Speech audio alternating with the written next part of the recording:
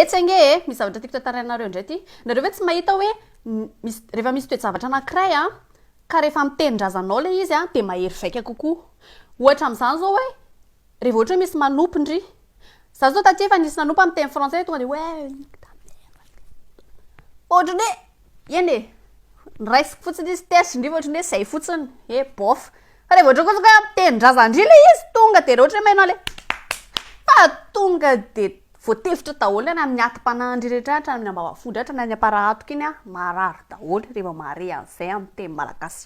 ohatra izany koa ndray rehefa le misy mitory fitiavana hoe je t'aime I love you merci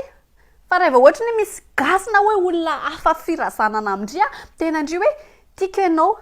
renesta mamy be tonga de any anaty fondry rehetrarehetra ny miditra daholo izy antsay matsiro mamy ane zany de ohatra izany koa rehefa ohatra ny hoe miresaka na mifamaly amin'ny olondry a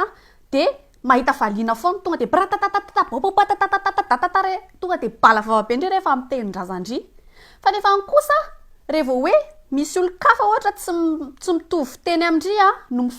no mamaly valy andry na miteniteny momba andry mikitakita andry de ohatra tsy mahita valiana zany ry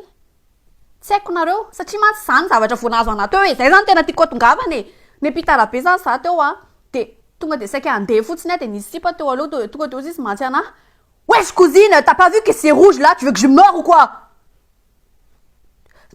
tsy taoko zay valiana tonga de ako fotsiny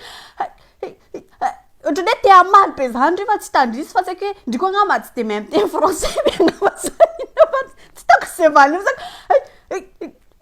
pardon